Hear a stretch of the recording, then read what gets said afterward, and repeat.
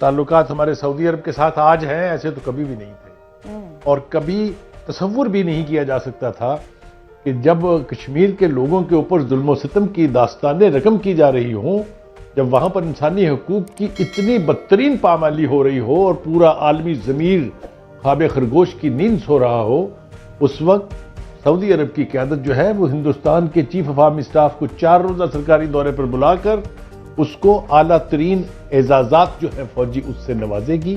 نہ ہمیں یہ پتا تھا کہ یو اے ای کی اور سعودی عرب کی قیادت مودی کو، جو پاکستانی نہیں بلکہ پوری مسلم امہ کا دشمن ہے، اس کو بلا کے اپنے اعلیٰ ترین سول ایوارڈ سے نوازیں گے۔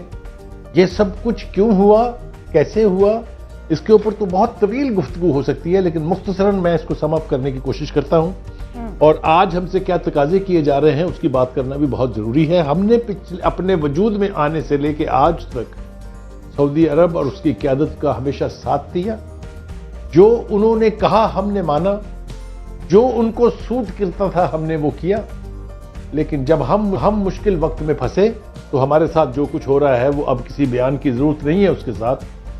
وہی سعودی عرب کے کراؤن پرنس جس کو ہمارے ملک کے وزیر اعظم جناب عمران خان صاحب ڈرائیو کر کے ایوان صدر تک لے کے آئے تھے، انہوں نے ہمارے چیف آف آرمی اسٹاف سے ملنے سے انکار کیا جب وہ سعودی عرب کے دورے پر گئے، جو کہ پہلے سے طے تھا۔ ایک بہت لوور لیول کے فوجی افسر کے ساتھ ملاقات کے بعد ان کو واپس آنا پڑا۔ یہ کچھ کیوں ہو رہا ہے اس کی واضح 2 باتیں میں کرنا چاہتا ہوں۔ ایک تو یہ کہ اسرائیل کو اور اس کے سب سے بڑے والی وارث امریکہ کو یہ پتا ہے کہ دنیا ادھر سے ادھر ہو جائے، جب تک فلسطین کی ریاست کا قیام عمل میں نہیں آئے گا، اسرائیل کو تسلیم کرنے کا تصور بھی ناممکن ہے۔ اور مجھے اس بات پہ بہت خوشی ہے کہ ہمارے پرائم منسٹر نے ان کیٹیگوریکل ٹرمز میں یہ کہا ہے، جس کو کنٹرڈکٹ نہیں کیا جا سکتا، کہ میں اسی پالیسی پر عمل پیرا ہوں جو قائد اعظم محمد علی جناح کی تھی، اور اس کو انہوں نے بالکل واضح طور پہ بیان بھی کر دیا۔ مجھے اس کی بہت خوشی ہے، میں بہت پراؤڈ فیل کرتا ہوں ایز اے پاکستانی کہ انہوں نے ان تمام خدشات اور تمام ریومرز جو ہیں اس کو سیٹ اسائڈ کر دیا ہے اپنے اس بیان کے بعد۔ آئی ہیو نو ریزن کہ میں ان کی اس بات کو نہ مانوں۔ دوسری طرف ہم نے کیا نہیں کیا سعودی عرب کے لیے؟ ہم نے اپنے چیف آف آرمی اسٹاف کو سابقہ کو بھیجا وہاں اتحاد کی جو فوجیں ہیں اس کی قیادت کے لیے۔ ہم نے اس کی سلامتی کو اپنی سلامتی قرار دیا۔ ہم نے کہا دنیا کی کوئی بھی طاقت جو سعودی عرب پر حملہ کرے گی، چاہے مکہ ہو، مدینہ ہو، چاہے کعبہ ہو، تو ہم اس کا دفاع ایسے کریں گے جیسے وہ حملہ ہم پر ہوا ہے۔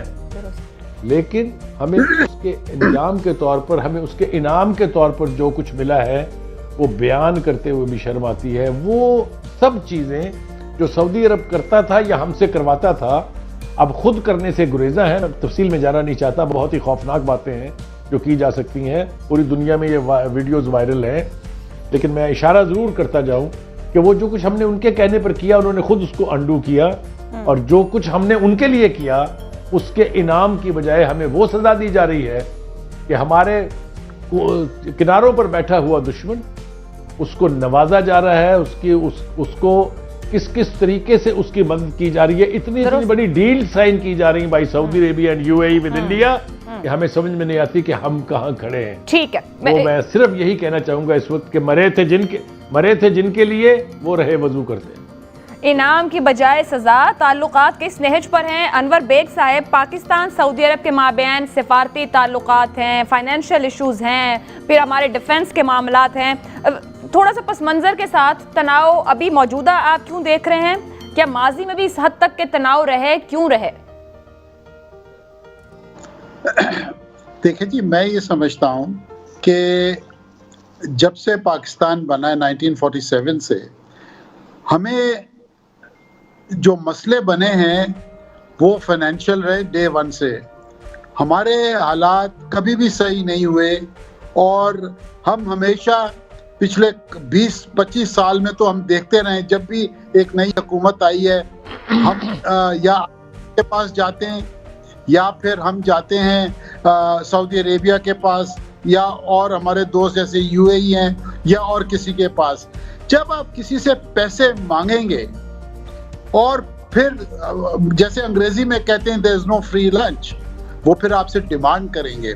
اور یہ آپ مت بھولیں کہ پہلے ان سے جو رولرز اب ہیں GCC کے اندر، یہ ایک ینگ کراؤڈ ہے، ان کا تجربہ نہیں ہے گورننس کا.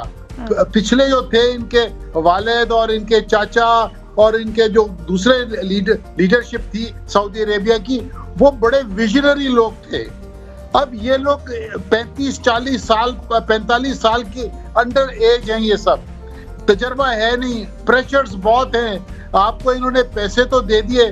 یہ قصہ کہانی یمن وار سے شروع ہوا ہے اور وہاں سے یہ ہمارے ساتھ ڈیٹوریٹ ہو گئے جب نواز شریف صاحب نے یہ ایشو پارلیمنٹ میں جا کے وہ لے گئے اور وہاں سے ایک ریجیکشن آیا، رائٹلی اور رانگلی.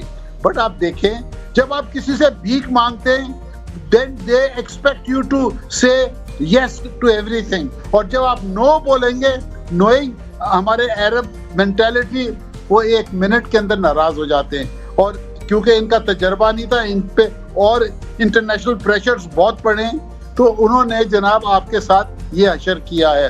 میں یہ سمجھتا ہوں کہ اٹس ٹائم انف کہ پاکستان کو چاہیے کہ ٹھیک ہے اب ان سے آپ نے پیسے لیے، آپ ان کو لوٹا بھی رہے ہیں ان کے ڈیمانڈ کے اوپر، بٹ خدا را آپ اپنے ٹانگوں پہ کھڑے ہونے کی کچھ کوشش کریں. جب تک آپ اکنامکلی ساؤنڈ نہیں ہوں گے آپ کے ساتھ یہ حشر ہوتا رہے گا. یعنی کبھی آپ لوگوں نے سوچا تھا کہ UAE پاکستانی ویزا بین کر دے گا امپلائمنٹ کا؟ وہاں پہ آلریڈی 15 لاکھ ہمارے پاکستانی وہاں پہ. انور بیگ صاحب، اگر میں موجودہ صورتحال میں آپ کو کہوں کہ سعودی عرب اور UAE کا پاکستان کے اوپر کتنا پریشر آپ اس وقت سمجھ رہے ہیں، اور یہ پریشر کہاں سے لیا جا رہا ہے، اور پاکستان کے اوپر یہ پریشر کیوں بلڈ اپ کیا جا رہا ہے دونوں طرف سے؟ کیونکہ دونوں بہت قریب رہے ہیں، تعلقات بہت گہرے اور خاص رہے ہیں. دیکھیں عائشہ بخش بی بی، یہ میں نے جیسے آپ کو کہا یہ یمن وار سے بات شروع ہوئی اور یہ پرابلمز ہماری پائل اپ ہوتی گئی، اور ابھی پیچھے سے جو خبریں ویسے جو آ رہی ہے کہ بھئی ہم اسرائیل کا پریشر ہم پہ پڑ رہا ہے تھرو ویریس سورسز، کیونکہ UAE نے ریکگنائز کر لیا ہے. ہو سکتا ہے کل کو سعودی عربیہ کرے، موراکو نے کر لیا ہے، بحرین نے کر لیا ہے، امریکن پریشر ہے. یہ تھوڑی بہت تو سمجھ عقل بوجھ تو ہم میں بھی ہے کہ یہ پریشر کس لیے ہے.